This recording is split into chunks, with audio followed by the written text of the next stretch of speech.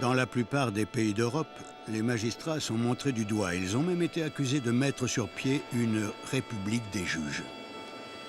Cependant, face au réseau criminel, les juges d'Europe semblent plutôt démunis et veulent le faire savoir.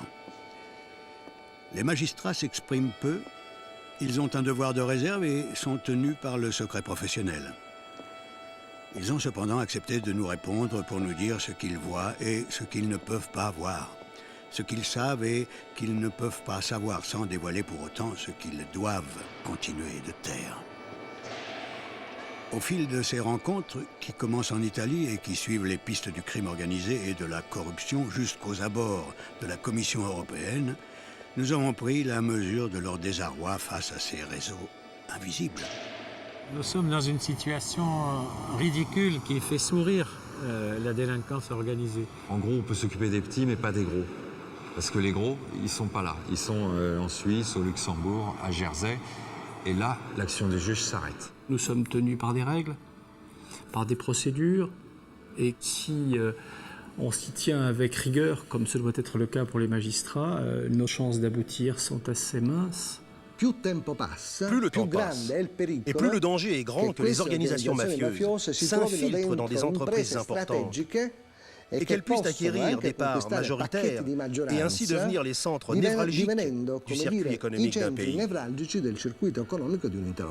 Un jour, on pourrait se réveiller le long de notre sommeil et avoir une situation très grave au niveau européen qu'on ne sait pas combattre.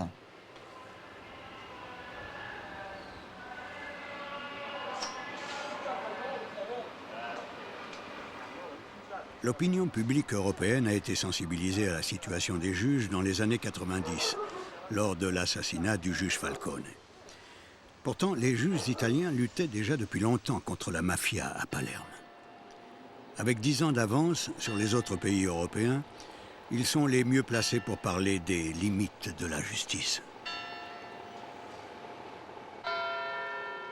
Les moments dans lesquels vraiment l'Italie et le monde entier a compris qu'il y avait un phénomène qu'il fallait combattre et qui était désormais consolidé devant les yeux, c'était le 23 de mai de 1992. Pourquoi? Parce que ce jour-là, Giovanni Falcone, sa femme et les autres éclataient sur l'autoroute. Ils faisaient éclater 1 kilomètre d'autoroute pour tuer tous ces hommes. Et en ce moment, comme si on s'était tout d'un coup réveillé le long d'un sommeil, on avait compris qu'il y avait la mafia.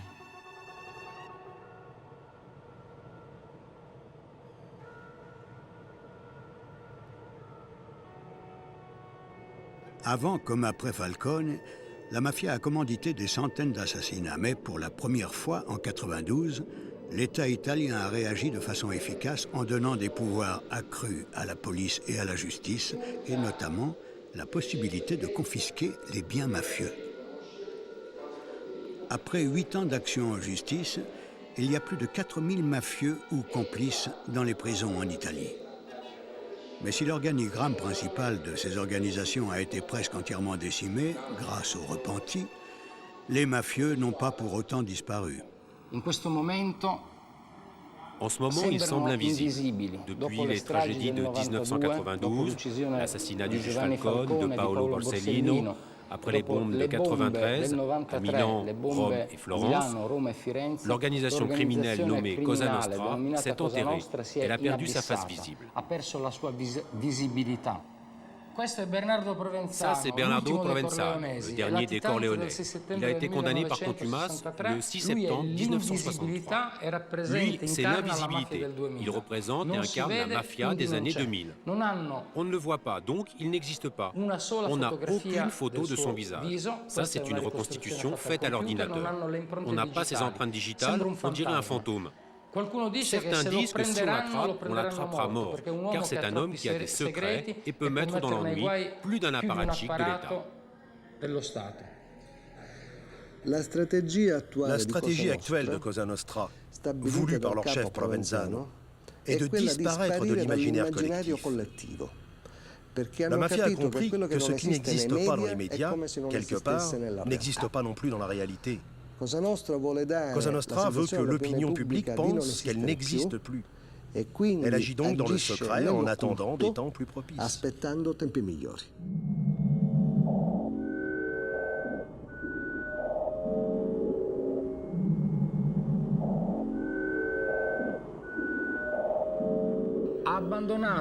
Elle a abandonné les traditionnelles activités criminelles, trafic de stupéfiants, rackets, parce qu'elle n'est plus intéressée par le contrôle de ce territoire.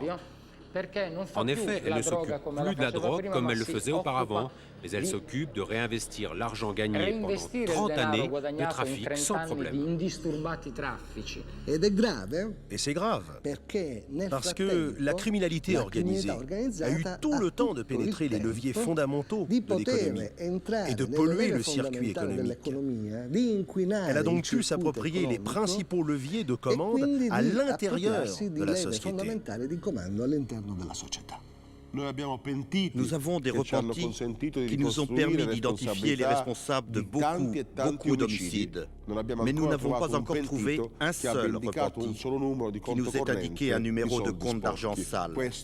Cela démontre clairement qu'aujourd'hui, la nouvelle lutte contre la mafia est une lutte financière. C'est leur stratégie, ne pas faire de bruit, agir en silence, trouver de nouveaux appuis au sein du monde politique et économique pour revenir plus fort qu'avant.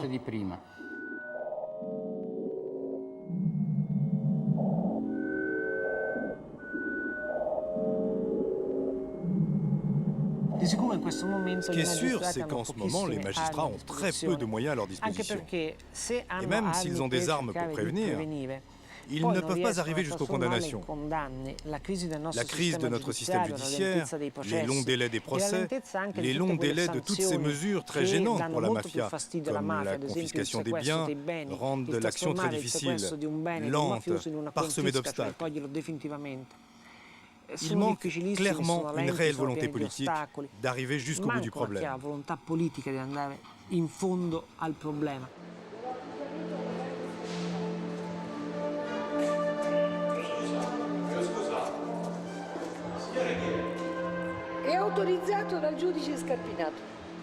Les Italiens sont las de ces procès qui, au final, ont entraîné peu de condamnations. Les juges italiens se sentent abandonnés par l'opinion publique. Si beaucoup d'élus, de fonctionnaires et de juges ont été assassinés dans les années 80, aujourd'hui encore, ils ont besoin de protection. C'est le cas du procureur Scarpinato qui a requis à Palerme contre l'ancien président du Conseil, Andreotti. Ce magistrat est un homme seul. Il doit non seulement se protéger des attaques armées, mais aussi des attaques médiatiques. Je vis dans cette ville depuis 1988. Et ici, je ne connais qu'une vingtaine de personnes. Je ne connais pas la ville, puisque depuis mon arrivée, je suis obligé d'être protégé. Mes rapports avec cette ville sont inexistants. Je suis prisonnier de mon rôle, en fait. C'est un peu comme si j'étais aux arrêts forcés à domicile. Je n'ai pas vraiment de contact avec les autres, ou bien ce sont toujours des relations extrêmement contrôlées, filtrées, puisque je ne peux pas courir le danger, même si ce n'est qu'une relation personnelle, d'avoir affaire avec quelqu'un qui pourrait s'avérer demain être un mafieux.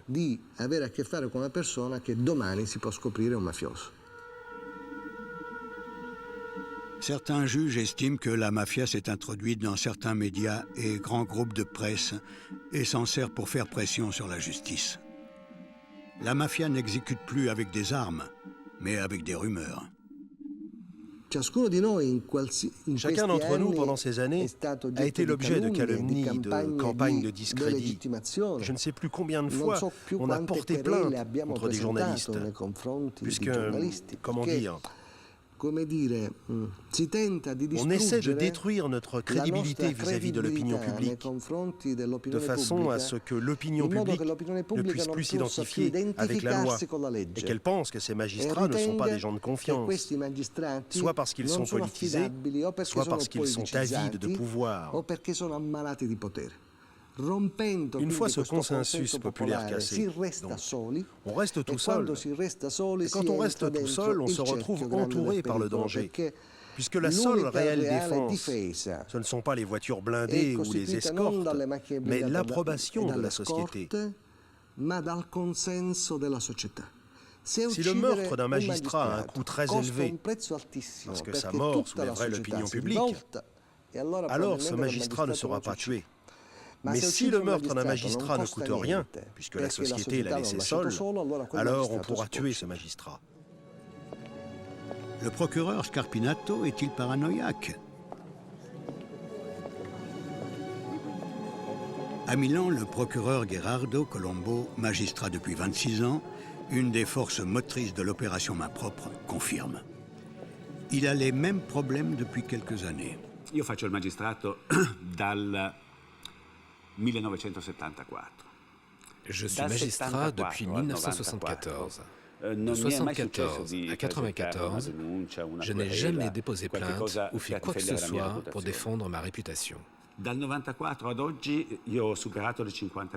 1994 à aujourd'hui, j'ai porté plainte en diffamation plus de 50 fois parce qu'on a dit de moi, je vous parle de moi puisque je connais les données, ils ont dit que j'avais créé des faux documents, qu'on était des assassins, etc. Creato documenti falsi, che eravamo degli assassini e così via. Questa è una constatazione, et c'est une constatation. En ce moment, in questo periodo, très fréquemment, et parfois en insistant très fort, on agresse la crédibilité des gens. Si aggredisce la credibilità delle persone. Si les magistrats italiens ont marqué des points contre la mafia sur son territoire, l'argent du crime, lui, a disparu à l'étranger où il est impossible de le suivre. La mafia a opéré sa mutation. Aujourd'hui, elle s'infiltre dans l'économie légale de façon souterraine. Les juges doivent mettre au point de nouvelles méthodes d'investigation. Hilda Boccassini, qui avait arrêté les assassins du juge Falcone, a envoyé depuis 1992 plus de 700 demandes d'enquête à l'étranger, appelées commissions rogatoires. Elle a obtenu des réponses, mais jamais les bonnes. Grâce à Internet, pensez qu'il suffit d'un coup de fil qui prend exactement 3 minutes pour effectuer un virement. Face à ça, aujourd'hui, quels sont les moyens de la magistrature pour identifier un compte à l'étranger et donc son bénéficiaire économique? Le système des commissions rogatoires internationales. C'est-à-dire qu'il faut rédiger un texte qui sera accepté, s'il est accepté, par l'autorité concernée, que ce soit au Liechtenstein ou en Suisse.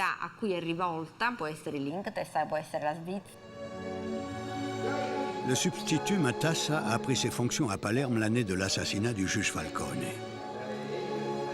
Il appartient à une nouvelle génération de magistrats qui veut combattre la mafia avec des moyens modernes.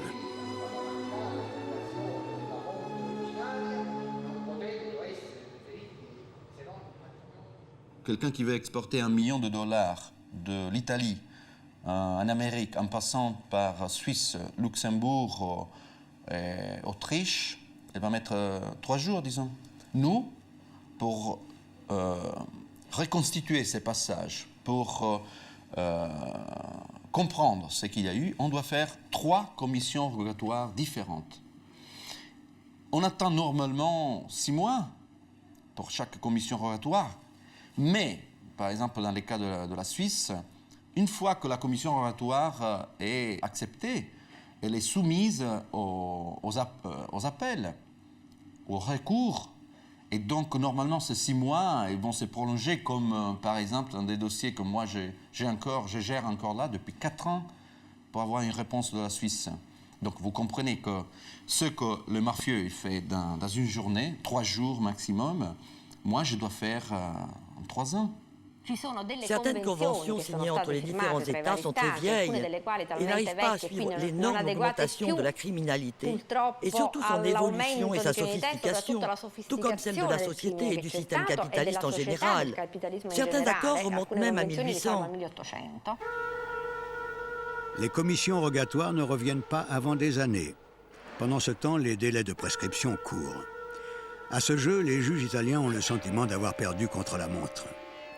Sur des milliers de procès, au final, les seuls mafieux condamnés sont ceux qui ont du sang sur les mains. En revanche, ceux qui recyclent l'argent disparaissent le plus souvent dans la nature. Le crime organisé utilise l'avion, va partout. Il n'a pas besoin de respecter les règles des États individuels. Alors que les magistrats, les policiers qui combattent le crime organisé ont besoin de 1000 permis et de 1000 autorisations. Comment dire? Le crime organisé voyage en avion, les États qui combattent le crime organisé marchent encore à pied. Mais comment donc visualiser ces réseaux?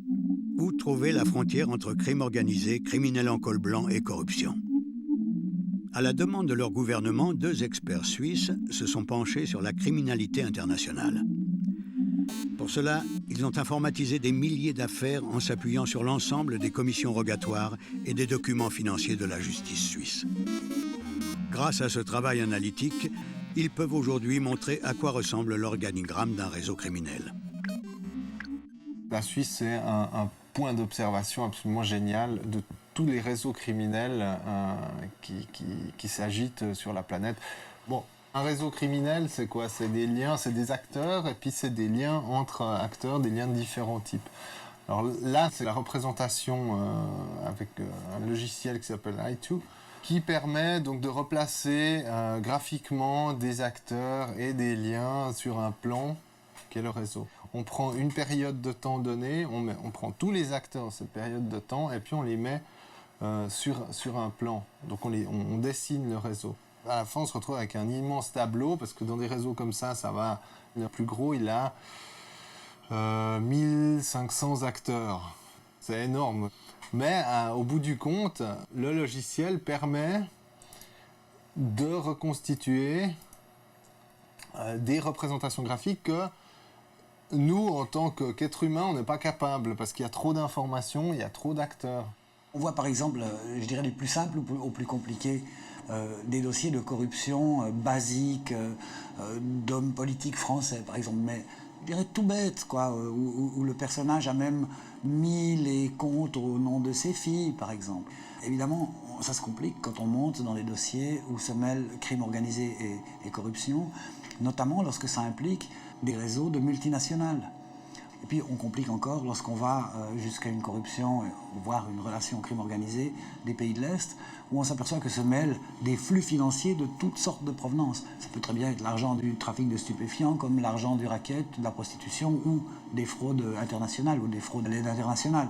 On a trouvé des constantes de fonctionnement aux organisations criminelles. Notamment, elles organisent il y a la production de richesses ou de marchandises, que ce soit les stupes, le racket, le secteur production. Il y a le secteur administratif interne, gestion de fortune, si on veut, le cœur. Et puis il y a l'organisation de la sécurité, voire même la diffusion de l'information. Et au fond, elles fonctionnent exactement comme simplement, elles sont secrètes. Mais elles fonctionnent comme un État. À partir de ces schémas, ils arrivent à des conclusions inédites. Les mafias utilisent les mêmes réseaux financiers que la corruption. Les mêmes banques et intermédiaires se retrouvent souvent dans ces organigrammes. Le procureur antimafia de Milan, Laura Barbaini, confirme l'existence de telles connexions dans ses propres enquêtes en Italie et dans le reste de l'Europe. Nous avons démontré que le crime organisé se sert des mêmes canaux de recyclage d'argent que ceux utilisés par les hommes sur lesquels on a enquêté dans le cadre des investigations sur la corruption. C'est même, selon ma thèse et selon certaines de mes procédures, le crime organisé qui a fourni les canaux de recyclage utilisés pour la corruption.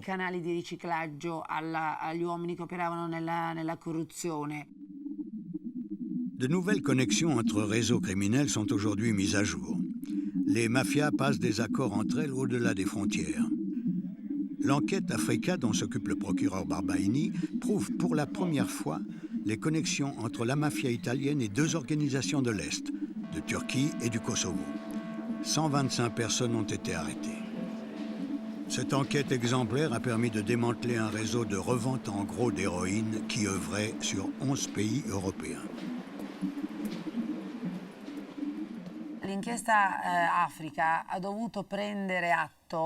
L'enquête Africa a dû prendre acte du fait que les groupes d'ethnie albanaise du Kosovo avaient montré une grande capacité d'organisation.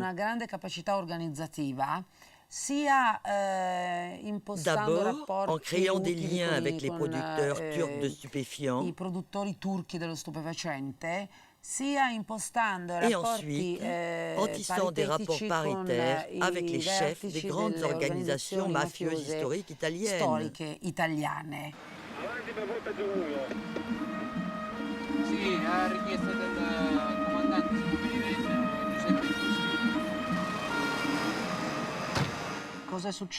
Que s'est-il passé?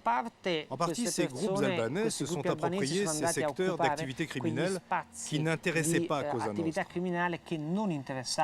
Nostra, c'est-à-dire le petit deal de drogue dans les quartiers des villes du Nord, l'importation de hashish que Cosa Nostra ne gérait plus directement, mais qui était passé dans les mains des organisations de la Camorra napolitaine. Ou alors, le contrôle de la prostitution des filles albanaises, trafic qui n'intéressait pas du tout Cosa Nostra parce que celles-ci sont importées et exploitées en Italie par ces mêmes organisations albanaises.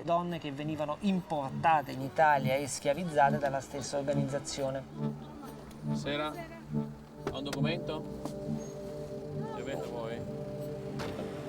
Lasciato dalla Repubblica dell'Albania. Ufficio stranieri, il giorno 14 ottobre, ufficio stranieri. Le crime est devenu un secteur économique à part entière. Ce qu'on voit, ce sont des filles sur un trottoir. Mais l'argent généré entretient une longue chaîne. L'argent albanais, par exemple, a aussi servi à acheter des armes pour le conflit du Kosovo. Les activités mafieuses se diversifient comme celles des multinationales. Elles réussissent à faire les choses bien avant les autres parce qu'elles n'ont pas de bureaucratie interne. Elles réussissent à arrêter des accords avec la mafia de l'Est, avec les cartels colombiens, avec les triades chinoises et ceux autour d'une table pendant un sommet. Pour faire coopérer les polices ou les magistratures, quand elles y réussissent, ça prend 10 ou 15 ans. Les temps nécessaires sont ceux-là. C'est ça les rythmes de la justice dans le monde, le rythme des appareils judiciaires pour qu'ils se mettent autour d'une table et qu'ils fixent des règles. Dans le monde mafieux, évidemment, des règles, il n'y en a pas, et donc ils parviennent à leur fin rapidement. L'ouverture des frontières au sein de l'espace Schengen a favorisé l'éclosion de nouveaux trafics. Les mafias ne se limitent plus à des groupes criminels italiens. L'ouverture des marchés et des frontières a donné au crime organisé une capacité de mouvement sans limite en Europe. De plus, la déstructuration du bloc de l'Est a fourni un nouveau champ d'investissement et d'activité qui échappe à toute forme de contrôle et de coopération judiciaire. Les juges ne peuvent que constater après coup de quelle façon les organisations criminelles se sont répartis les marchés. En Italie, par exemple, ce n'est plus intéressant de faire certaines opérations de transit d'héroïne, parce qu'il existe une législation sur les écoutes téléphoniques qui s'est révélée efficace. C'est intéressant par contre en Allemagne, par exemple, où cette législation n'existe pas. Puis il y a d'autres États où il est plus intéressant de recycler l'argent, parce qu'il y a un circuit bancaire très libre. Voilà donc que la criminalité, comme sur un échiquier, choisit au coup par coup sur quelle case de l'échiquier intervenir, parce que c'est un point faible. Beh, io credo che il rischio sia un rischio veramente molto grosso. Je crois qu'il y a un très gros danger. J'ai peur que les frontières ouvertes pour tous, sauf pour les magistrats, engendrent un colossal développement du crime organisé et du crime organisé international. Io mi chiedo perché non vengono adottate delle serie contromisure. Je me demande pourquoi on n'adopte pas d'importantes contre-mesures qui permettraient à la magistrature d'intervenir au niveau international avec la même rapidité, ou presque, puisque ça ne pourra jamais être la même, avec une rapidité appropriée à celle avec laquelle se déplacent les gens ou les capitaux dans le marché international. Je me demande pourquoi. La mafia va là où est le silence. La mafia va là où les gens disent que la mafia n'existe pas. Aujourd'hui à Palerme, aujourd'hui en Sicile, nous clamons que la mafia existe. Aujourd'hui à Palerme, il y a trop de lumière, il y a trop de bruit. C'est pour cela que la mafia s'enfuit et va à Hambourg et à Marseille.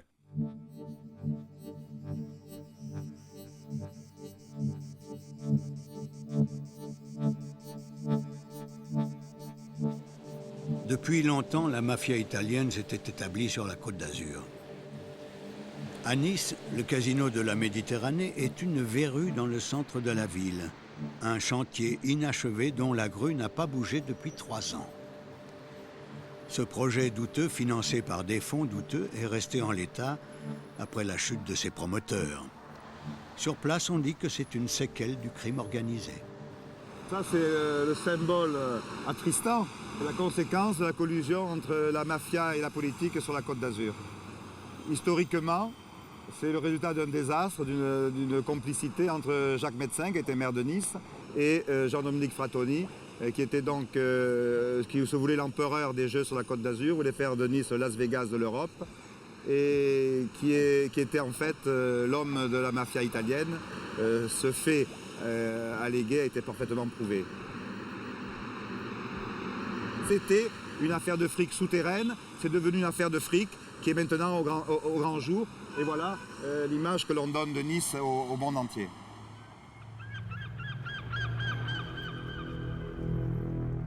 La Côte d'Azur est toujours un lieu de passage pour le grand banditisme international. L'économie régionale profite amplement de cet afflux de devises.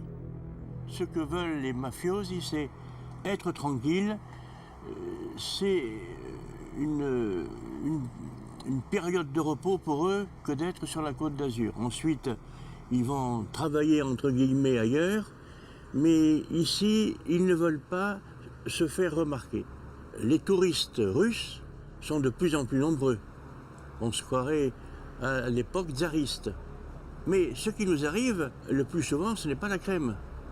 Et lorsqu'on parle de mafia, évidemment, on pense à ces Russes ou Ukrainiens. Ils peuvent être baltes aussi, biélorussiens, et qui, ma foi, eux sont déterminés à être ici, chez eux, petit à petit. Que peut faire la justice ? Le procureur Éric de Montgolfier vient de prendre ses fonctions à Nice. Alors d'où viennent-ils? Et c'est vrai qu'à chaque fois, il faut aller plus loin, chercher. C'est bien là qu'est le problème pour nous. C'est qu'on nous dit, mais ce sont des gens qui appartiennent à la mafia russe. Qui peut nous dire la réalité de cette appartenance? C'est pas à travers nos procédures locales qu'on y parviendra. Il faut nécessairement remonter jusqu'à la source. Et là, nous sommes franchement démunis. Ils percent dans différents secteurs. Tout d'abord, l'immobilier. La plupart de ces villas sont demandées jusqu'à présent par les Italiens et maintenant par les Russes. Elles sont recherchées d'abord parce qu'elles sont luxueuses, parce qu'elles sortent de l'ordinaire, mais aussi parce qu'elles ont un port privé. Et si le port privé est en eau profonde, le prix est beaucoup plus élevé parce qu'il y a possibilité pour le propriétaire de la villa d'amarrer son yacht, son bateau, sous ses yeux, et cela, bien sûr, peut lui permettre éventuellement de transporter certaines marchandises. Derrière des murs comme ceux-ci se trouvent des villas dont les prix de vente se situent entre 10 et 15 millions de francs. Ce type de logement n'est pas en vente dans des agences immobilières classiques. Celui qui veut se défaire d'une villa splendide, celui qui veut l'acquérir, il s'adresse à certains notaires qui ont en portefeuille des villas somptueuses qui, en général, se situent entre Nice et la frontière italienne et dans le pourtour de la principauté. Et ce sont ces villas qui sont achetées extrêmement chères, la plupart du temps comptant et en espèces. Il y a alors, à ce moment-là, une faille dans le système français. C'est que, pour ne pas être responsable d'une telle vente, Le notaire indique, ce qui est vrai du reste, que la somme a été payée hors sa vue, hors la vue du notaire. Donc on ne peut absolument rien faire pour le notaire. Ça a été payé hors sa vue. Or, c'est une pratique qui est parfaitement légale. Des opérations importantes sont faites avec des fonds qui proviennent de Russie par des gens réputés appartenir ou être proches de la mafia. Comment puis-je faire ? Il faut que je regarde si l'opération est correcte. Bon, c'est vrai qu'il faut que les notaires, ici notamment, soient sensibilisés quand il s'agit d'achats immobiliers. Mais ça n'est pas suffisant. C'est vrai qu'une fois de plus, on s'en rend compte tous. Quand on est magistrat, il est rare qu'on soit à l'avance sur le crime. La mafia russe a toujours eu un intérêt pour l'économie blanche depuis la dernière guerre. Maintenant, c'est devenu un de leurs pôles d'activité essentiels. C'est devenu en quelque sorte une porte de sortie. La criminalité violente telle qu'on la connaissait encore il y a 10 ans n'est plus une réalité pour l'instant pour la criminalité organisée russe en Europe. Le problème des mafias russes, c'est qu'elles investissent très très peu en Russie. Il y a une telle insécurité en Russie, y compris pour les mafias qui créent cette insécurité, que leur préférence va au prélèvement à la source, qui souvent se fait directement à l'étranger, donc il n'y a pas un sou qui va en Russie. La France est un pays agréable, et même pour les mafieux russes, c'est un pays où on peut faire des réunions d'affaires, où on peut réunir des sommets dans les hôtels, où on peut éventuellement faire du petit investissement immobilier. Le gros investissement, le gros blanchiment ne va pas se faire sur le territoire français. Mais vos services de renseignement savent que dans plusieurs villes d'importance moyenne, des villes comme Tours par exemple, vous avez déjà des activités mafieuses russes. Il n'y a pas seulement la capitale ou la Côte d'Azur. Ce qui est intéressant à voir également, c'est la perméabilité de la France au départ d'autres États Schengen. On a vu s'organiser des groupes criminels russes importants ici à Anvers, ou au départ de la Suisse, ou au départ de la Tchéquie, qui ont tenté, avec plus ou moins de succès, de faire des percées sur la France. On voit de nombreux responsables de la mafia russe implantés en Israël, qui parviennent à entrer sans difficulté en France, en tout cas jusqu'à ces derniers mois. Donc on a le sentiment qu'au niveau renseignement, la France domine bien l'activité des mafias russes.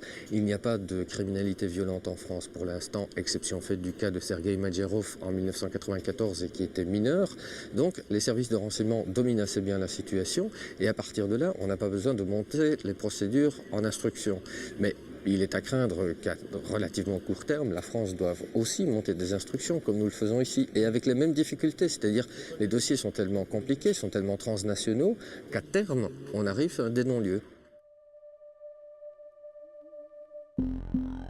Pour mieux brouiller les pistes, le crime organisé se trouve de nouvelles spécialités transnationales, beaucoup moins dangereuses que le racket, la drogue ou la prostitution, et autrement plus rémunératrices. Ainsi, la criminalité organisée des pays de l'Est utilise le manque de coopération judiciaire européenne pour réaliser un immense trafic de voitures volées. La région de Berlin est la plaque tournante de cette activité. Nous savons qu'il existe des groupes organisés, et ce sont surtout des criminels d'origine russe ou baltique, avec des structures très hiérarchiques à des différents niveaux. Ils analysent d'abord la demande de très belles voitures et établissent des listes, et cela est transféré au prochain niveau à des voleurs polonais ou russes.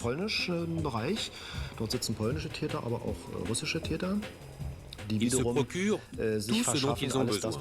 Des courriers, des personnes qui volent et qui conduisent les voitures. On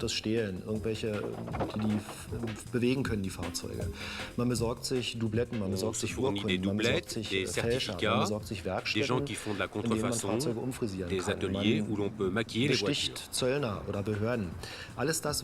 On paie des pots de vin à des douaniers. Tout cela se passe du côté de l'Europe de l'Est. Et ensuite, on envoie des groupes en Europe de l'Ouest qui sondent le terrain. Ils choisissent les voitures en fonction de la demande, que ce soit des Mercedes ou des BMW.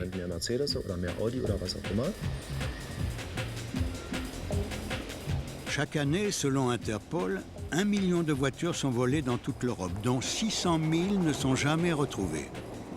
Ce trafic rapporte à ses auteurs quelques 100 milliards de francs français par an.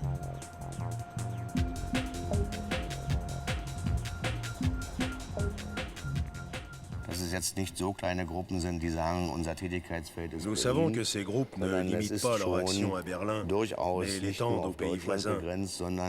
L'Allemagne n'est plus seulement un pays d'approvisionnement, c'est devenu un pays de transit pour les voitures volées en France, Deutschland ist auch schon ein Transitland für in Frankreich, in Italien. Même la Pologne est devenue un pays de transit, à partir duquel les voitures sont ensuite dispatchées vers d'autres pays européens. Cette année, les vols de voitures en Allemagne sont en baisse, depuis que les modèles de luxe sont équipés du système satellite GPS qui permettent de les localiser. Mais Berlin reste le centre du trafic. Et le crime organisé se reporte sur d'autres pays européens en profitant du manque de communication entre les magistrats. Nous avons pu en Allemagne démanteler des structures, mais le problème est qu'ici, en général, nous n'arrivons à atteindre que le 3e niveau, le niveau exécutif. Parfois, nous atteignons le 2e niveau qui peut se trouver en Allemagne pour organiser ou négocier. Le 1er niveau se trouve toujours à l'étranger et là, nous ne pouvons que transmettre des informations dans le cadre de l'aide judiciaire internationale. Ensuite, il faut laisser la décision à la police des pays étrangers qui font ce qu'ils veulent de ces informations.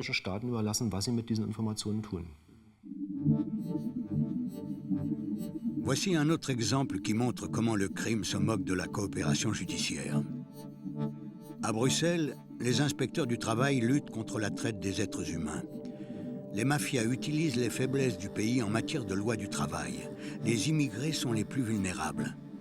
Ils constituent la matière première de cette nouvelle forme de criminalité. Il y a souvent une étape où, comme par malheur, le passeport est perdu, en sorte que la personne n'a plus de documents et donc elle est beaucoup plus dépendante des personnes qui vont l'accueillir parce qu'elle ne peut pas prouver son identité, elle sent confusément qu'elle va avoir des problèmes avec les autorités. Et alors, arrivé au pays, évidemment, on déchante, l'emploi de serveuse promis se révèle vite être un emploi de prostituée, alors c'est l'enchaînement classique, des coups qui sont donnés si on ne se plie pas. La Belgique n'est pas le seul pays touché, mais plutôt celui où l'on accepte d'en parler. Selon l'Office international des migrations, dans les 15 pays d'Europe, 550 000 femmes sont sous la coupe du crime organisé. Sur ce chiffre, quelques dizaines seulement ont porté plainte. Mais il y a aussi d'autres types de filières du travail clandestin qui sont organisées par des mafias chinoises ou du bloc de l'Est. Les activités mafieuses ne se contentent plus du crime traditionnel.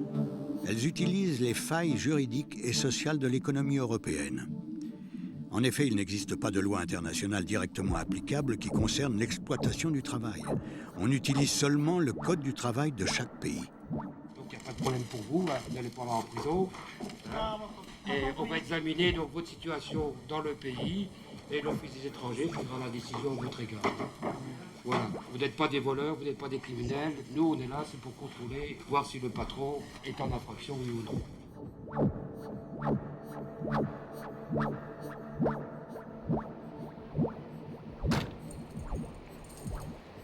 Dans les ateliers de confection, l'horaire est beaucoup plus lourd que prévu, le salaire n'est pas à la hauteur de ce qui était promis, les conditions de logement sont misérables. Il y a eu un cas qui a été jugé ici en Belgique où les gens travaillaient 16-17 heures par jour pour l'équivalent de à peine plus de 10 francs français par heure. Et le peu d'argent que ces gens arrivaient à mettre de côté parce qu'ils devaient encore payer pour la chambre qu'ils occupaient au-dessus de l'atelier, ils le donnaient à l'exploitant qui les mettait dans sa poche au lieu de l'envoyer à la famille au pays. Donc ça, c'est vraiment de l'esclavagisme au XXe siècle.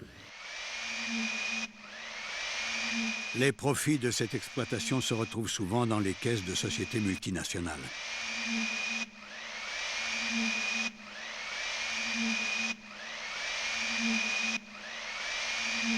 Nous avons l'impression que certains ateliers travaillent pour des chaînes françaises, notamment parce que les donneurs d'ordre peuvent être plus facilement inquiétés en France qu'en Belgique en raison d'une réglementation qui est différente.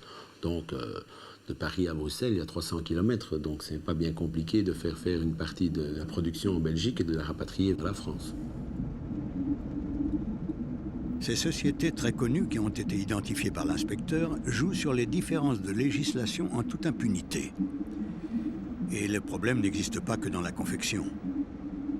Parmi les nouvelles activités lucratives et peu risquées du crime organisé, il y a depuis quelques années l'exploitation des travailleurs belges avec la fraude systématique des charges sociales. Au bout du compte, on y retrouve la main de la mafia italienne qui abuse une région sinistrée.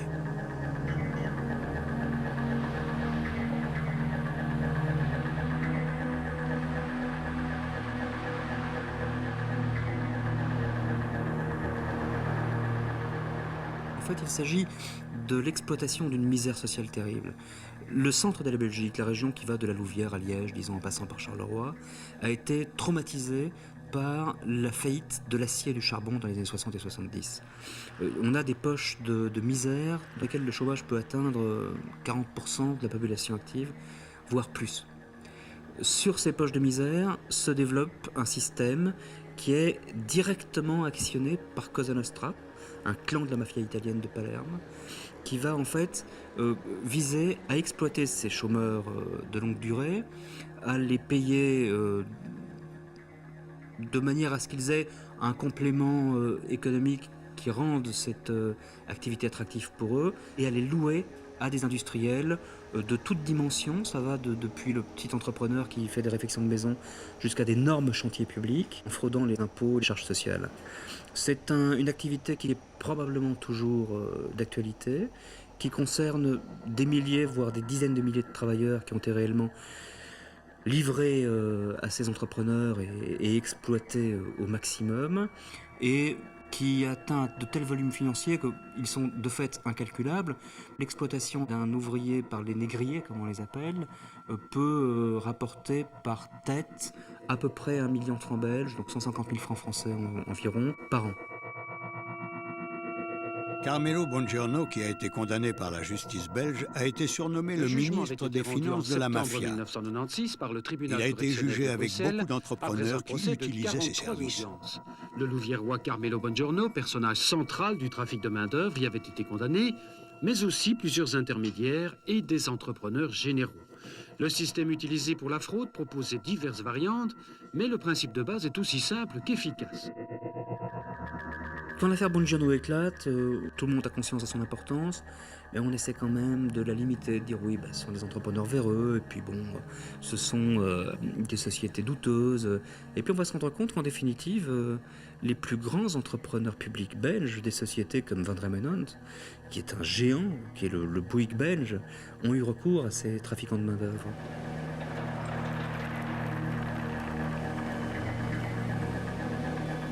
Si Bongiorno est en tour aujourd'hui à perpétuité, c'est parce qu'il a fait une connerie. Pour tenir un flic local qui était sa couverture, il a tué quelqu'un. Et c'est pour le meurtre qu'il est en prison aujourd'hui. Mais s'il s'était contenté de faire sa petite fraude, enfin son énorme fraude économique et sociale, il serait toujours dehors, M. Bongiorno. La fraude sociale est très généralisée dans beaucoup de secteurs et a tendance à s'étendre. Le bâtiment du Parlement européen, pendant sa construction il y a quelques années, a eu droit lui aussi à la visite des inspecteurs du travail. Surprise! Lors du contrôle, ils ont pu constater que sur le chantier le plus officiel, symbole de l'Europe unie, plus de 50% du personnel était payé au noir sans aucune protection sociale. Mais il y a plus étonnant. Le crime organisé s'intéresse aussi à l'une des premières ressources des États, la TVA. Ce que les spécialistes appellent les carrousels TVA. Ils permettent de gagner des fortunes sans prendre aucun risque, en jouant sur les différences de systèmes fiscaux entre pays de la communauté. La méthode est simple.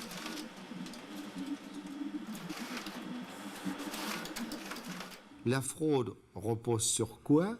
C'est sur la vente fictive et la déclaration d'une vente fictive qui permet aux truands de se faire rembourser une TVA pour un produit qui ne bougera pas. Et vous pouvez faire cela à plusieurs reprises. Il suffit de faire tourner systématiquement des factures concernant des marchandises fictives entre des sociétés connectées de plusieurs pays de la communauté. On récupère la TVA à chaque fois et la dernière société de la chaîne disparaît avec le magot.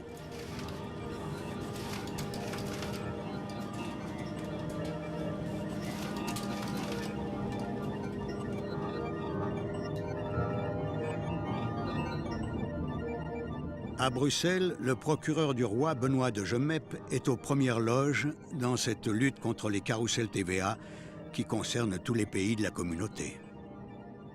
On ne va pas faire du trafic de bouteilles de lait, où il n'y a que 6% de TVA. On fait en général des trafics portant sur des objets qui sont affectés du plus grand taux de TVA, ce qui est le cas du matériel IFI, de l'essence, des voitures de luxe, des choses comme ça.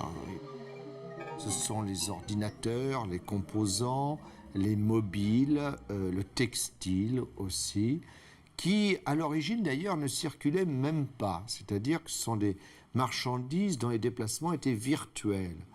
Aujourd'hui, les trafiquants prennent la peine de les faire circuler, même s'il y a, je dis ça pour l'anecdote, il y a eu une période intermédiaire où vous aviez des camions qui circulaient, qui par exemple étaient chargés de sacs de sable qui étaient censés représenter les composants électroniques.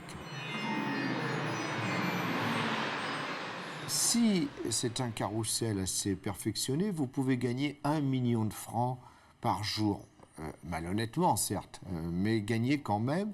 Alors, un carrousel ne dure jamais trop longtemps parce qu'il ne faut pas qu'il se fasse repérer par les services fiscaux, les services des douanes. Et on peut considérer qu'un carrousel performant, si j'ose dire, dure 6 mois. Vous voyez, 1 million de francs pendant 6 mois, c'est une affaire extrêmement juteuse. Il suffit en fin de circuit de récupérer la TVA, de déposer le bilan et de s'installer dans un autre pays pour s'assurer l'impunité et le tour est joué. Les juges arrivent trop tard. Vous tombez souvent sur ce qu'on appelle des circuits morts. Et tout l'intérêt, bien entendu, des carrousels TVA, c'est de pouvoir les prendre vivants, quand l'argent est encore disponible. Et ça, c'est malheureusement plus rare.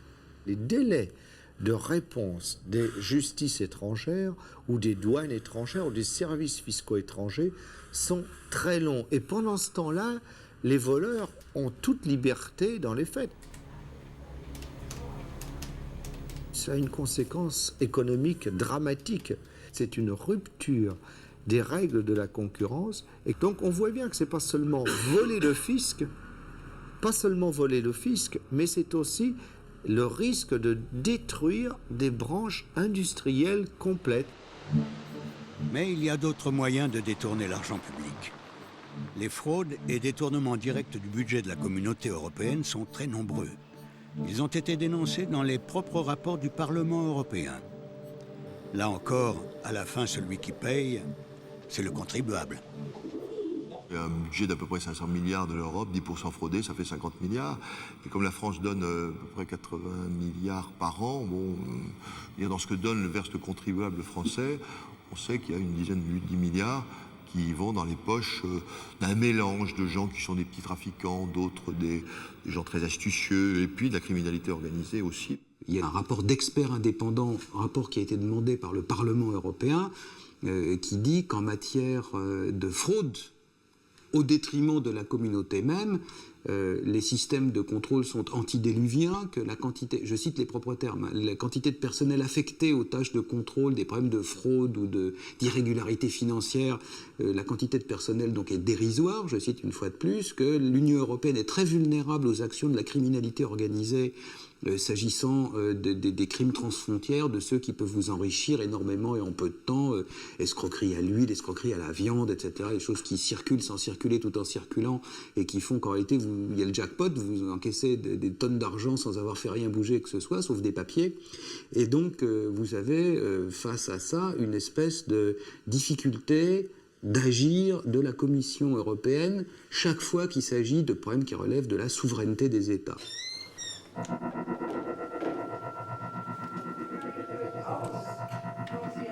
C'est dans cette salle à Bruxelles que siège la commission de contrôle budgétaire du Parlement européen. C'est là qu'on vérifie l'exécution du budget de la communauté. À sa tête siège Madame Dimut Theato, députée allemande, qui lutte contre la corruption. Nous n'avons pas à notre disposition tout ce dont nous avons besoin pour prendre des mesures adéquates, instruire, punir et éviter ce genre d'intrigues qui nuisent au budget européen. Et deuxièmement, la commission que nous contrôlons doit nous fournir, lorsque nous les demandons, toutes les informations concernant l'exécution du budget. Je dois dire que là, il y a encore de grands manques. En 1999, il a fallu nommer un comité d'experts indépendants dont le rapport est à l'origine de la démission de la commission Santer. Ces affaires qui ont entaché l'exécutif européen sont le résultat d'un système qui s'était installé apparemment depuis des années. Des journalistes d'investigation belges ont continué l'enquête. Ils ont découvert de nombreux détournements, notamment de l'aide humanitaire et de l'aide à l'éducation.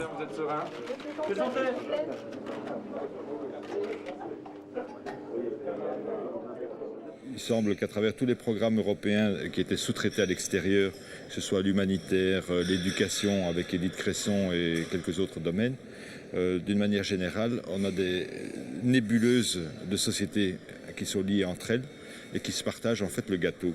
Vous avez par exemple une société qui décroche le programme cadre, qui va sous-traiter à une société amie. Donc ils mangent deux fois le même argent, si vous voulez. Et parfois, sur le terrain, ça va être encore une troisième société qui va agir, qui est liée aux deux précédentes. Et donc, il y a des systèmes en cascade comme ça.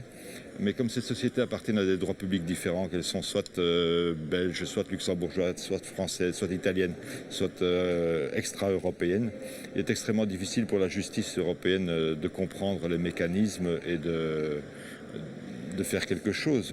Voilà un exemple de ramification assez complexe que nous avons pu mettre au jour avec un collègue du Soir illustré. Nous avons fait une petite enquête et nous avons reconstitué une partie du système Périlux. Donc Claude Péry, c'est-à-dire la société luxembourgeoise qui a été mise en cause dans le détournement d'aide humanitaire, etc., en fait, avait tout un réseau de sociétés offshore en Irlande, parmi lesquelles on trouve par exemple Parkington Enterprises, qui était la société qui finançait le salaire du dentiste de Madame Cresson, par exemple, mais aussi le salaire d'un tas d'autres gens qui étaient payés en Irlande tout en travaillant à Bruxelles, de manière à échapper à l'impôt et aussi aux cotisations sociales.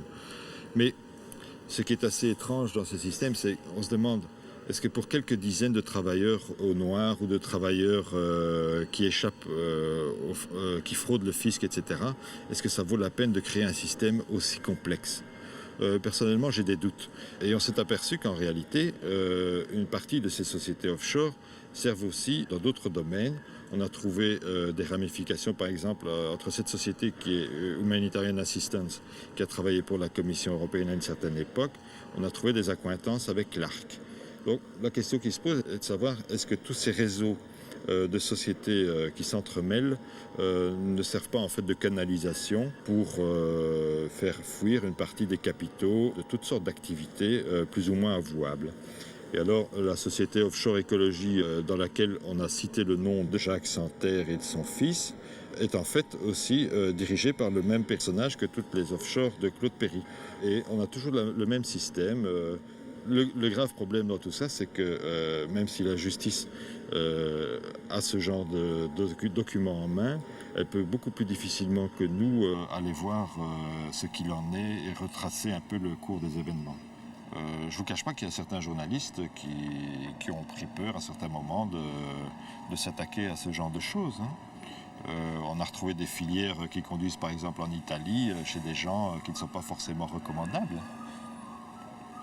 Je me demande si cette nébuleuse n'est pas aussi parfois une connexion qui se rapproche un peu plus du crime organisé.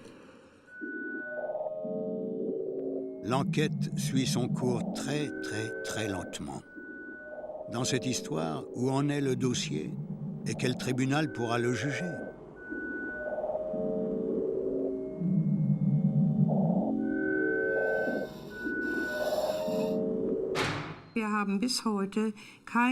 Nous n'avons jusqu'à aujourd'hui pas de législation pénale qui punirait ceux qui portent préjudice d'une manière criminelle au budget européen. Là se trouve le vrai problème. Nous avons créé un marché intérieur sans frontières. Les gens peuvent circuler librement à l'intérieur de l'Union européenne sans se faire contrôler, ce qui permet à des gens qui ne veulent rien de bien et qui fraudent systématiquement d'en tirer profit. Pour cela, il n'y a pas non plus de frontières, mais on n'a pas non plus créé des frontières qui limiteront ces activités et qui permettent de les combattre. Credo che ci vorrà parecchio tempo perché si realizzi una situazione Je crois qu'il diversa da faudra quella très longtemps pour que les esistente. choses changent. Je ne sais pas, espérons que speriamo l'intégration che européenne l'integrazione aidera europea celle de la possa justice portare à anche avancer, a far fare dei fera passi avancer l'intégration judiciaire. alla integrazione giudiziaria. Sta di fatto Il però reste che a néanmoins me qu'il me pare semble che que ce secteur, questo le settore, il settore della giustizia, sia quello est celui in pour cui, lequel, almeno al au moins momento, en ce moment, i vari les stati différents siano meno États soient le moins disposti disposés a rinunciare à a qualche renoncer à pezzettino quelques della loro petits morceaux de sovranità. leur souveraineté. Lei provi a pensarci come rinunciano Imaginez un instant comment, s'intégrant dans l'Union européenne, tellement d'États renoncent à leurs prérogatives de souveraineté qui soient vraiment des prérogatives de base. Basilari, no? En 1995, nous avons trouvé un accord entre les chefs d'État et de gouvernement. C'était à Cannes, durant le sommet pour la protection des intérêts financiers de l'Union européenne. Chaque pays membre devrait protéger l'argent européen comme s'il s'agissait de son propre argent. C'est un principe qui a été accepté entre-temps et qui a été mis dans la clause des accords. Mais le comment, le combien de temps, le combien pour chaque délit, c'est partout différent. Cet accord, qui devait mener à un certain équilibre, n'a été ratifié que par 5 membres jusqu'à aujourd'hui, alors qu'il faudrait qu'il le soit par les 15 pays membres. C'est-à-dire qu'il doit passer par les 15 parlements. Mais, et c'est ce que je prédis, et c'est ce que j'ai toujours prédit, jamais les 15 pays ne ratifieront cet accord.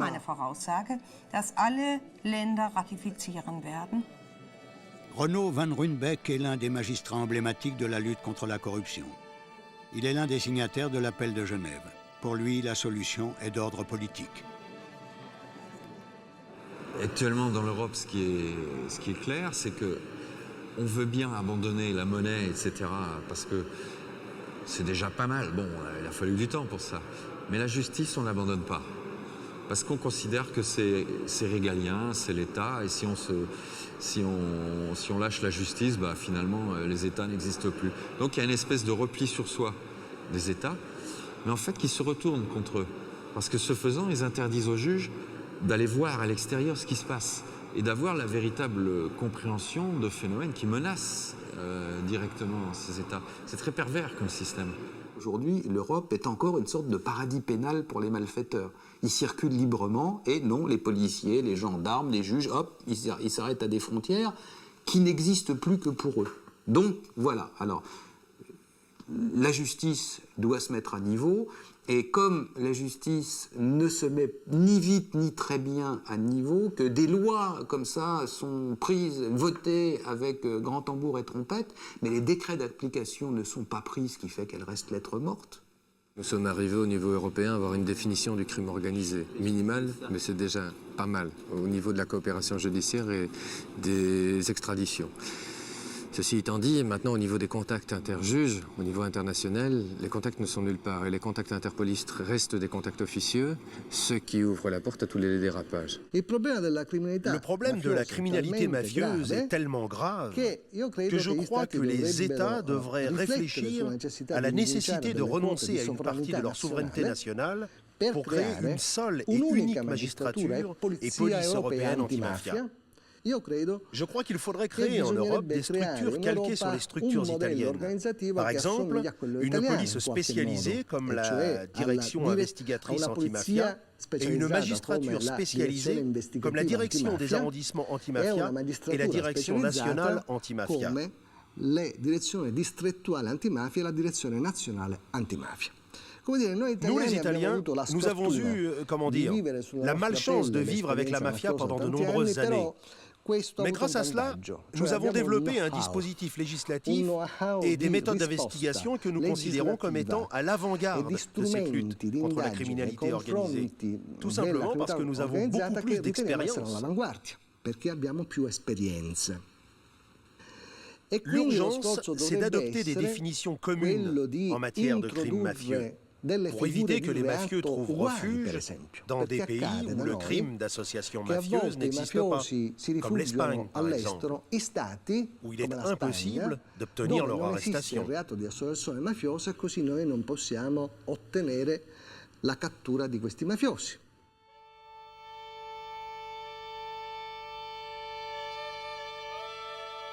En France non plus, la justice n'est pas adaptée à la lutte contre le crime organisé. Les magistrats se plaignent du manque de moyens et de personnel. La difficulté aujourd'hui, c'est de faire un choix qui soit tourné vers l'avenir. Aujourd'hui, c'est le dos au mur que nous faisons ces choix, et sous une poussée politique dangereuse. Surtout avec ce système dit du traitement en temps réel qui a prospéré depuis quelques années, et qui consiste à faire quoi?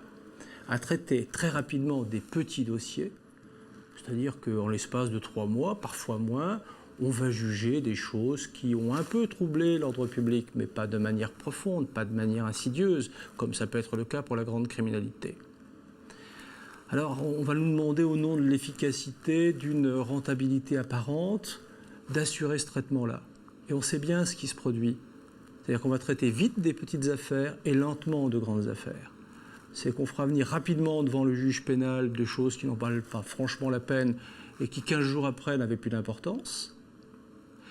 Et puis en revanche, de gros dossiers qui vont montrer ce qui se passe de manière occulte, qui atteignent durablement les fondements même de la société, eh bien ces dossiers-là vont partir déjà en retard par rapport à la date des faits, et puis ils resteront dans un cabinet d'instruction, 5, 6, parfois plus. Et puis ensuite, ils viendront dans les placards du parquet attendre leur tour. Et leur tour ne viendra que lorsque le parquet aura fait passer les petits dossiers avant les gros. Nous sommes dans une situation ridicule qui fait sourire la délinquance organisée. Et face à ça, il y a quelques policiers qui sont noyés dans des activités de délinquance quotidienne de voie publique, quelques magistrats qui sont noyés dans des affaires de droit commun avec des délais de détention impératifs, qui font de ces affaires de droit commun des affaires prioritaires et qui traitent à temps perdu des dossiers de délinquance organisée. L'essentiel, la véritable matière grise, qui sont les magistrats pour diriger les enquêtes, nous ne l'avons pas. Il y a eu 2 recrutements en tout et pour tout depuis que le pôle financier est ouvert. Un magistrat au siège et un parquetier. Ça veut dire que chacun de nous avons beaucoup trop de dossiers et le même magistrat est censé pouvoir suivre des dossiers aussi compliqués que Elf et le Crédit Lyonnais, par exemple, sans compter les autres. Et chacun de nous, nous avons 60, 70 dossiers à traiter. Je pense que c'est essentiellement un problème de moyens, que le budget de la justice est notoirement insuffisant, que le nombre de magistrats en France est le même depuis 1858. Nous sommes remontés il y a 20 ans au même nombre qu'il y a 100 ans. Il faut savoir que les magistrats doivent trancher des questions beaucoup plus importantes et variées qu'il y a 100 ans. Donc la quantité de travail qui repose sur nous est colossale et le nombre n'a pas changé. En France aussi, les juges qui s'attaquent au crime organisé rencontrent des problèmes similaires à ceux des magistrats italiens. Vous savez, quand on fréquente les juges italiens, on s'aperçoit que ce sont des saints, parce qu'ils sacrifient leur vie, et ils sacrifient aussi leur carrière à l'idéal, à leur idéal qui est de la recherche de la vérité. Eh bien en France, c'est encore, je veux dire qu'ils sont 2 fois saints, parce qu'ils n'ont pas les moyens des juges italiens. Un magistrat qui veut vraiment, qui soupçonne que dans un dossier il existe une collusion entre la politique et le grand banditisme, ou la mafia étrangère, russe ou italienne, qu'importe, c'est que ce juge est seul. Et non seulement il est seul dans le dossier, parce qu'il n'a pas les moyens d'aller jusqu'au bout, mais en plus, il va s'attirer des inimitiés beaucoup plus souterraines, il va se retrouver isolé. C'est l'exemple des quelques juges qui ont eu le courage et la volonté d'essayer d'aller jusqu'au bout et qui se trouvent maintenant mis au banc des accusés, comme Jean-Pierre Murciano à Grasse. Le juge Murciano a instruit la plupart des grosses affaires de corruption dans le sud de la France. Actuellement, il traite seul 235 dossiers, qui incluent des délits mineurs, mais aussi du grand banditisme et de la corruption. Il est confronté à toutes sortes de problèmes. J'ai traité à Grasse depuis une douzaine d'années un certain nombre de dossiers qui ont permis de mettre à mal ou au moins d'égratigner sérieusement cette mafia qui s'est implantée, mafia politico-financière. Au mois de juillet de l'année dernière, j'étais sur le point d'aboutir dans une nouvelle affaire où des faits de corruption extrêmement graves ont été mis à jour. Ça se situe fin juillet.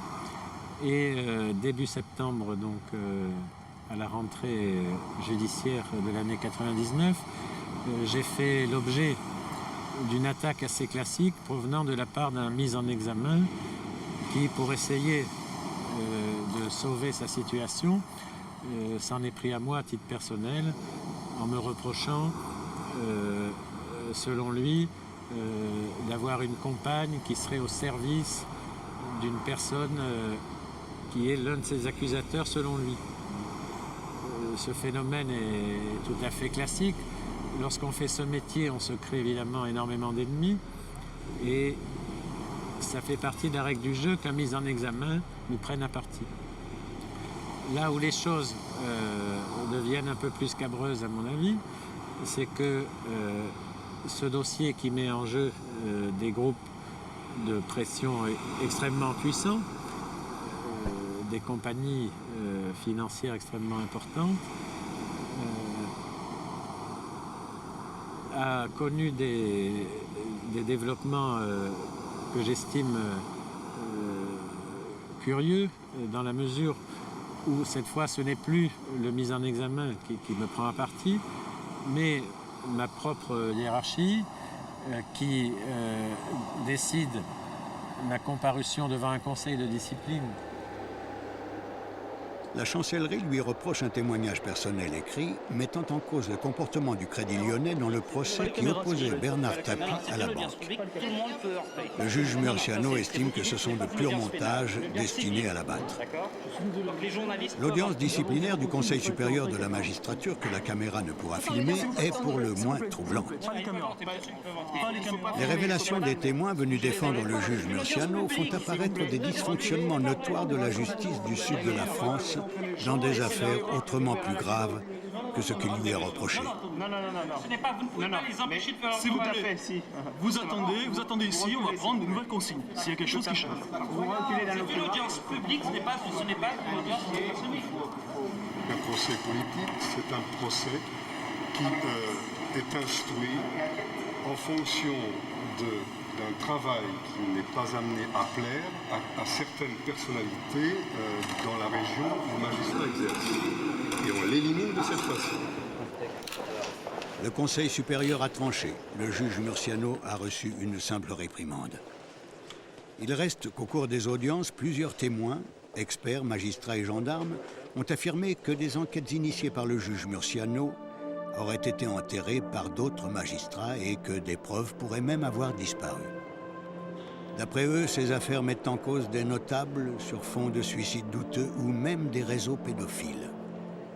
La justice avance difficilement dans le sud de la France. Les juges y font face à des réseaux très organisés. Ces stratégies, elles sont subtiles, elles sont pernicieuses. Elles sont le fruit d'un travail occulte qui opère dans l'influence. On va, de manière très ciblée, déstabiliser le juge dans sa vie privée, par exemple. On va, par des réseaux d'influence qui sont même dans la presse, faire véhiculer des idées.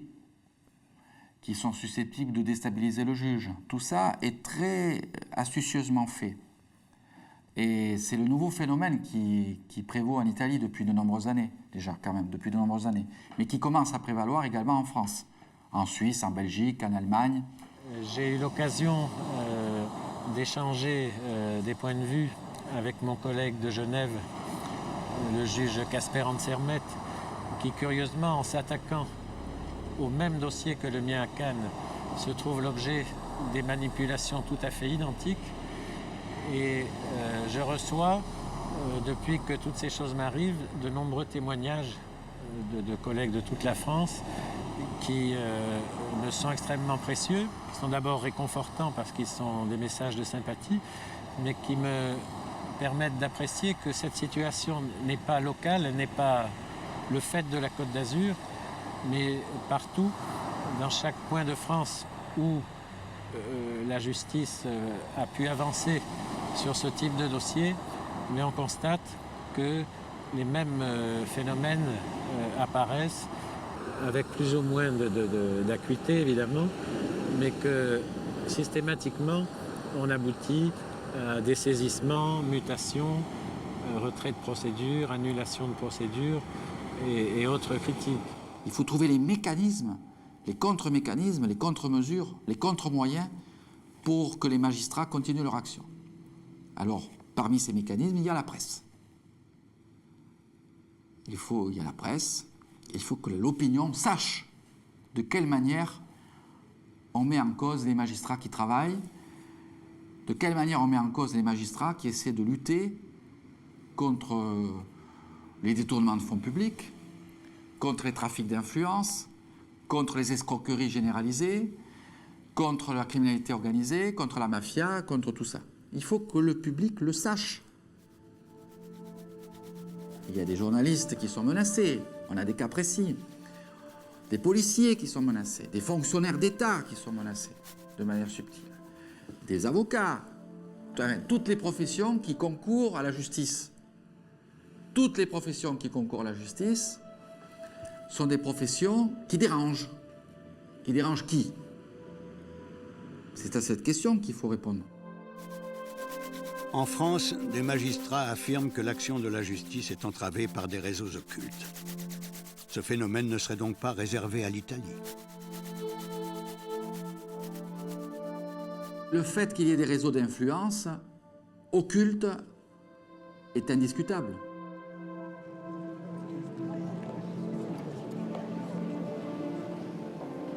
Au pôle financier du parquet de Paris, les juges Eva Joly et Laurence Wisniewski sont connus pour les affaires Elf et Crédit Lyonnais. Elles confirment l'influence de ces réseaux. Non seulement nous pensons, mais nous sommes certaines qu'ils existent, ces réseaux. Maintenant, par définition, c'est très difficile de les identifier, d'autant qu'ils se croisent. Donc, ce que l'on peut toucher du doigt, ce sont des forces de résistance très fortes à certains moments, très importantes, je dirais, à certains moments de nos dossiers. Donc, on se rend compte qu'il y a une mobilisation importante d'un environnement donné. Ce n'est pas nous qui inventons les pressions sur le témoin, ce n'est pas nous qui inventons les entrepôts qui flambent, qui détruisent les archives, ce n'est pas nous qui inventons le déménagement des cartons dans les caves la veille de notre perquisition, ce n'est pas nous qui inventons la perquisition, entre guillemets, opérée dans les locaux de notre police. Tout cela existe et traduit aussi l'organisation et la puissance des personnes à qui nous nous attaquons. Et les moyens que nous avons, nous, de chercher les preuves sont faibles. Eva Joly évoque l'incendie des archives et du siège du Crédit Lyonnais et le cambriolage de la brigade financière au cours duquel les scellés saisis par les juges ont été dérobés. Et c'est là qu'on voit fonctionner les réseaux. Parce que pour les différents épiphénomènes que l'on vient d'évoquer, ils n'auraient pas pu se produire sans connexion importante sur plusieurs plans. Les Français croient que la mafia, ce sont les gens qui tuent dans la rue. On a fait croire ça pendant des années aux Français. Les Italiens connaissent parfaitement la réalité. La réalité en Italie, c'est qu'il y a interconnexion dans les divers degrés de criminalité de base, qui est la criminalité quotidienne à Palerme, et puis les relations entre cette criminalité de base et les puissances de l'argent et les pouvoirs politiques. C'est le cas ici sur la Côte d'Azur où l'or noir c'est l'urbanisme. C'est le cas donc de certains dossiers d'urbanisme où des infractions sont commises alors qu'elles exigent la participation, non pas d'un élu qui serait corrompu à titre individuel, mais de tout un ensemble de personnages qui sont les commissions d'urbanisme, les fonctionnaires municipaux chargés d'instruire les dossiers, mais également les fonctionnaires d'État qui sont là pour contrôler à leur tour le travail effectué par les communes. Donc, la commission de ces infractions implique que tous ces personnages soient concernés et par conséquent, il s'en déduit l'idée de réseau au sein desquels ces gens-là puissent se retrouver et préparer ensemble la commission de ces délits. Ce qui est très regrettable, c'est que ces associations puissent de manière occulte faire pression sur des instances décisionnelles. C'est ça qui est regrettable. Parce que l'on ait des groupes de pression identifiés et qui fassent chacun leur travail, je dirais que c'est le propre d'une démocratie que de pouvoir s'exprimer. Mais ce qui n'est pas propre à une démocratie, c'est ce caractère occulte et souterrain des connexions que l'on devine dans nos dossiers et qui vont bien au-delà d'ailleurs des clivages politiques classiques. En France, le procureur de Montgolfier est le premier magistrat à avoir ouvertement parlé de ces réseaux occultes dans la presse. Il a même mis en cause certains réseaux de la franc-maçonnerie. Cette prise de position a provoqué un tollé médiatique. Les maçons sont venus m'expliquer qu'en dehors de grandes obédiences, il y avait des loges, ou ce ne sont pas vraiment des loges d'ailleurs, des institutions qui traversent les obédiences et qui sont des institutions qui regroupent des gens susceptibles d'apporter les affaires en réalité. On me parle de loges de cette nature où il y aurait plutôt des policiers. Dans une autre, ce sont plutôt des gens du monde judiciaire. Ailleurs, je pense que c'est plutôt le monde économique. Alors, je ne sais pas ce qu'il y a derrière, mais à partir de ce type d'organisation, je ne vois pas ce que les frontières peuvent empêcher.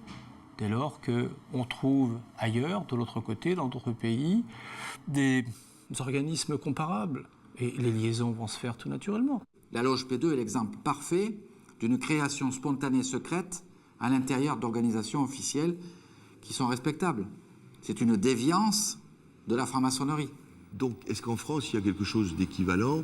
J'en sais rien, mais c'est vrai qu'il y a des loges dans toutes les affaires de corruption dont on a montré que des membres actifs étaient les chevilles ouvrières de ces affaires de corruption.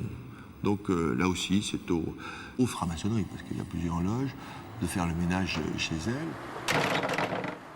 Si les organisations ne respectent pas de nouveaux principes de transparence, comme l'a fait par exemple la franc-maçonnerie en Grande-Bretagne, on a des chances d'aboutir à des déviances, à des dérives de caractère mafieux.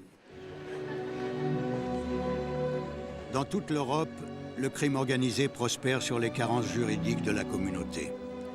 Les moyens des juges restent archaïques face à des réseaux de tout genre, groupes d'influence, mafias, réseaux de corruption, qui utilisent les moyens les plus modernes de communication. On peut douter de la volonté politique réelle de s'attaquer à ces réseaux. Vous savez, en voulant se protéger, on protège aussi une masse qui est beaucoup un océan quoi, derrière. Et ça peut expliquer une carence de la volonté politique. Ou alors c'est une absence de prise de conscience d'un problème politique majeur, un espèce d'aveuglement qui quand même persiste et c'est quand même bizarre que personne ne fasse rien face à ce problème-là. Dans le système actuel, avec les séparations des États, avec cette impossibilité de communication, avec cette difficulté de relation, on ne pourra jamais aboutir à quelque chose.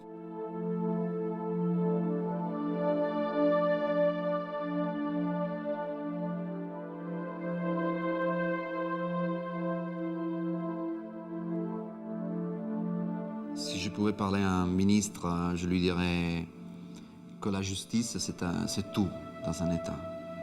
Un pays sans justice, c'est pas un pays.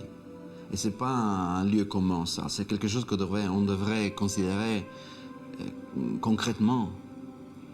Parce que si on n'a pas la justice, on n'a pas la sûreté. Si on n'a pas la justice, on n'a pas l'économie. Si on n'a pas la justice, on n'a pas le progrès. On n'a rien. Et les solutions pour lutter contre la grande criminalité, je reste persuadé aujourd'hui qu'il nous faut un organisme unique qui dépasserait les clivages nationaux et qui pourrait envoyer ses enquêteurs partout sans limite de frontières. C'est vrai que ça tient un peu au rêve, mais je ne vois pas d'autres solutions aujourd'hui. L'idée d'un parquet européen relève encore de la fiction. Jusqu'à présent, les gouvernements qui, depuis un demi-siècle, ont réalisé l'Europe économique ou la monnaie unique, hésitent à faire l'Europe judiciaire. De toute évidence, la justice est un symbole de souveraineté. De toute évidence, le crime organisé s'en accommode fort bien.